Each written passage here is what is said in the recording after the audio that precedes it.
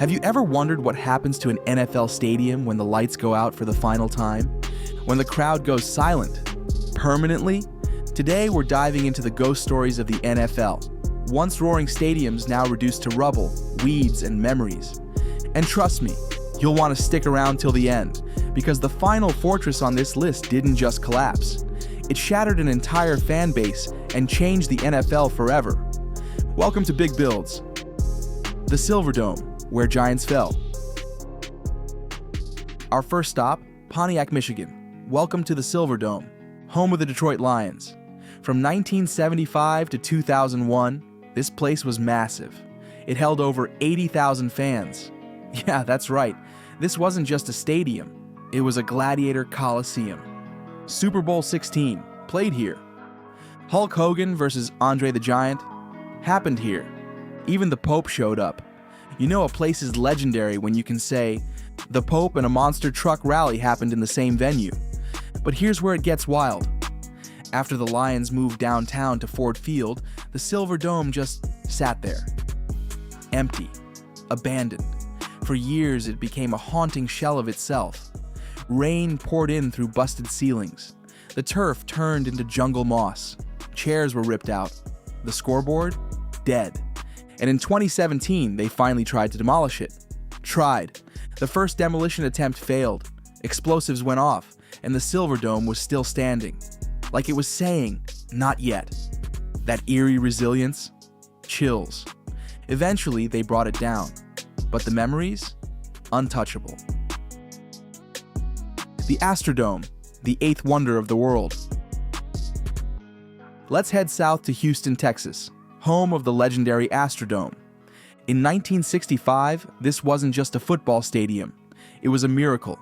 The first domed stadium ever. People called it the eighth wonder of the world, and for good reason. It was futuristic, air-conditioned, shielded from rain, and it had a roof so wild they tried to grow grass inside. Only to realize, oops, grass needs sun. So they painted the roof panels.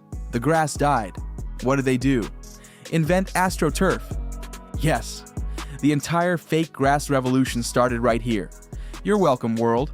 The Houston Oilers called it home, and for years the place was electric. But then the Oilers left, and the dome slowly faded out of the spotlight. By the 2000s, it was quiet, abandoned, too expensive to fix, too iconic to destroy. It still stands today, next to NRG Stadium, like a ghost watching its younger sibling play. Every year there's a debate. Save it or scrap it.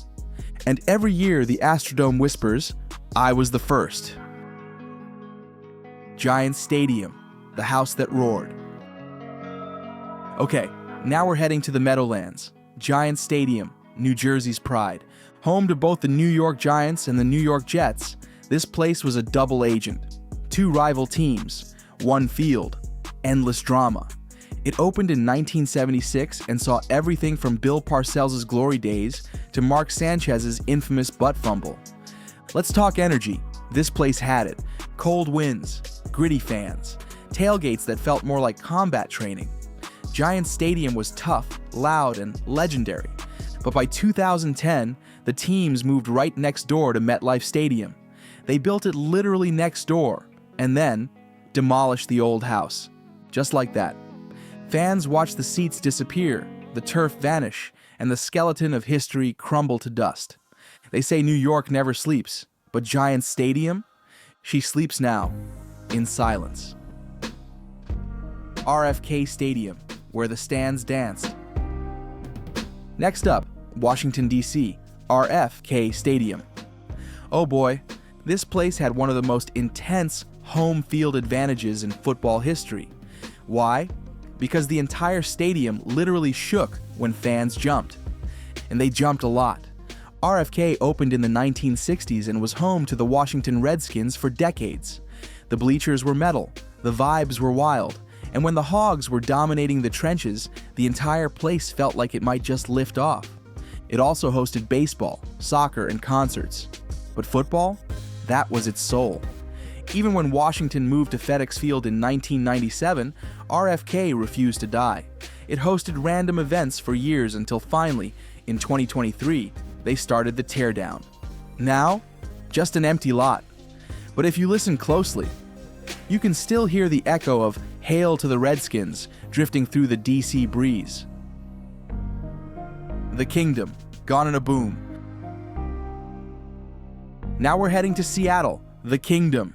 And trust me, this one went out with the loudest bang.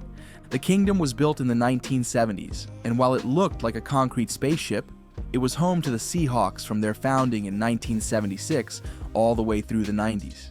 It wasn't pretty, it wasn't fancy, but it was loud.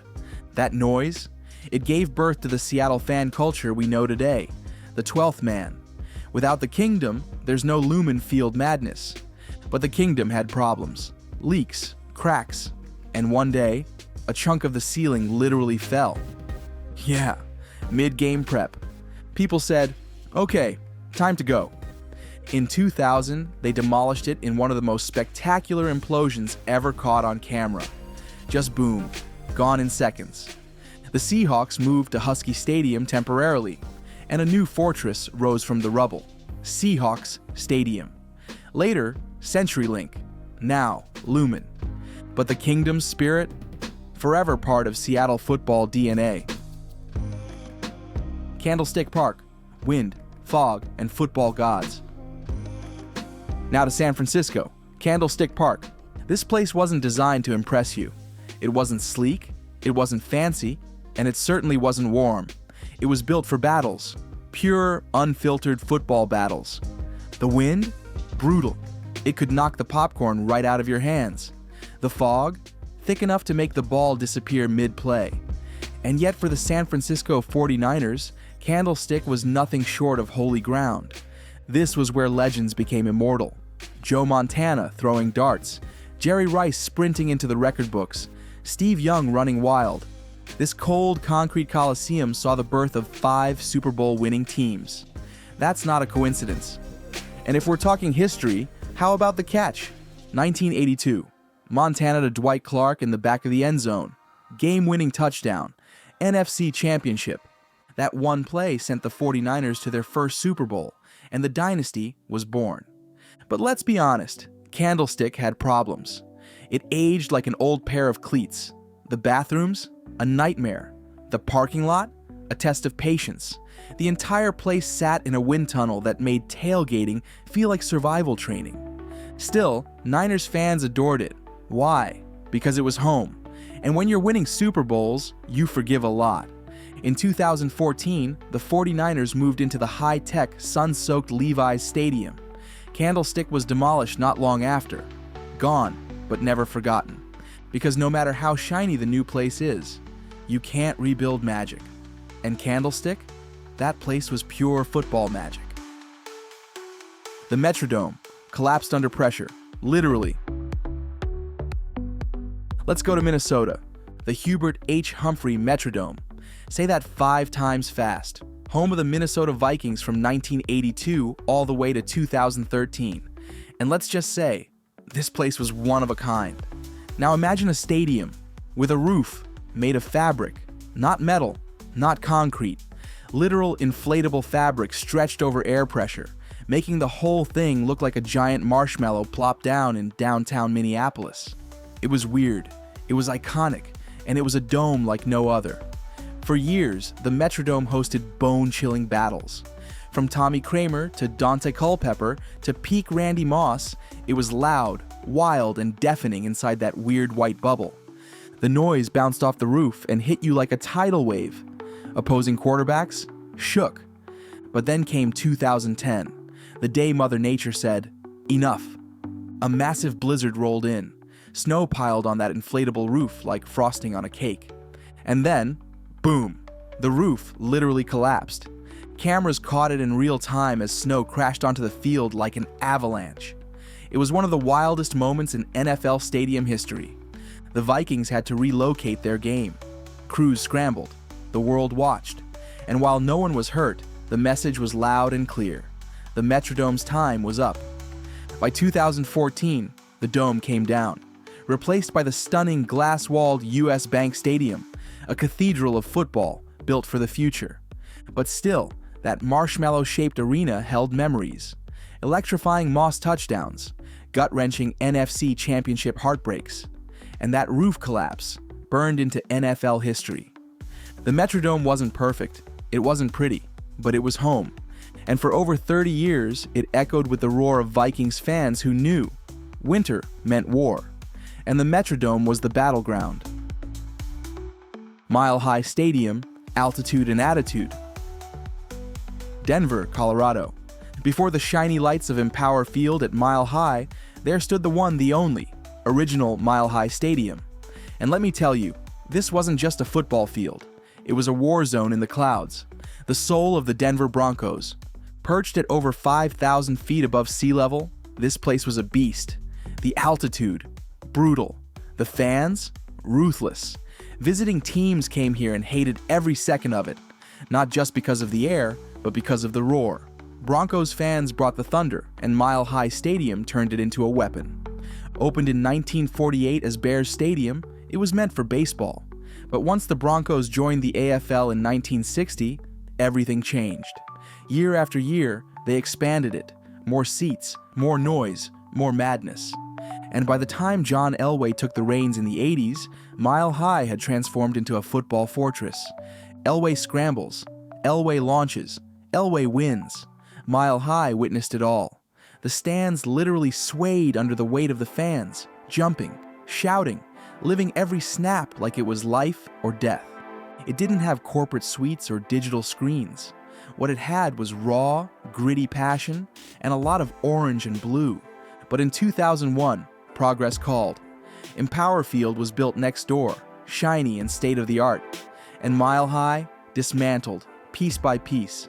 Seats were sold off, sections scrapped, and an era ended.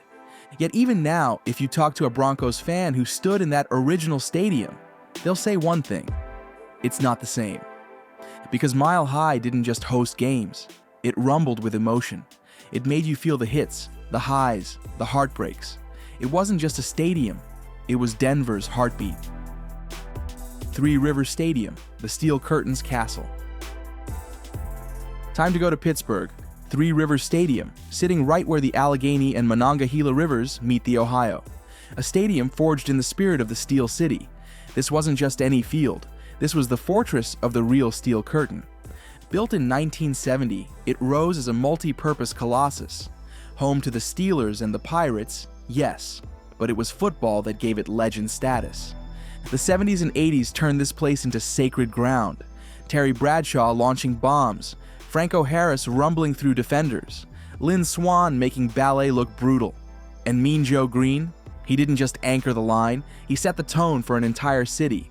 Three Rivers was raw, blue collar, tough as the workers that filled its stands. It wasn't pretty, it didn't have the bells and whistles. But when 60,000 screaming fans packed it to the brim, it became a pressure class inches from the turf and running into history. The entire stadium shook. For over 30 years, this stadium stood as a symbol of Pittsburgh pride, a symbol of grit, resilience, and working-class glory. But time marches on. In 2001, the Steelers moved into shiny, modern Heinz Field, and Three Rivers brought down in a controlled demolition. Fans watched it fall with heavy hearts, because while Heinz Field had luxury boxes and wider seats, Three Rivers had soul. It held memories, ghosts, the echoes of legends. And in Pittsburgh, that means something. And finally, the one that changed everything. All right, you stuck with me. Now here it is, the final fortress, the LA Coliseum, the version that lost the Raiders. You might be thinking, wait, the Coliseum still exists. Yes, but the chapter that shaped the NFL, it's gone. When the Raiders left Oakland for LA in 1982, they moved into the Coliseum. For nearly 13 years, the Raiders owned LA, and the Coliseum became a war zone of black and silver chaos. Gang fights, Hollywood celebs, Bo Jackson trucking defenders. It was raw, but the stadium wasn't made for football. It was huge, open, and not very fan-friendly. Still, for a time, it was electric. Then came 1994. The Raiders left. The fortress closed its NFL chapter. And here's why it changed everything. That move triggered a chain reaction. LA went without an NFL team for over 2 decades. Cities panicked. Owners leveraged LA to get new stadiums, taxpayers got pressured, and the NFL became a stadium building machine. So yeah, one departure, one fortress, a ripple effect that transformed the entire league.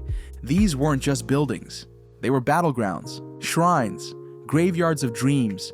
They shaped champions, crushed legacies, and even after they're gone, they live on in every touchdown dance, every roar, every new arena. So tell me, which lost NFL fortress do you miss the most? Drop it in the comments. And hey, if you love this ride through NFL history, hit that like button, subscribe for more epic stories, and share this with your football crew. Because some memories, they deserve to be told again and again. Thanks for watching Big Builds.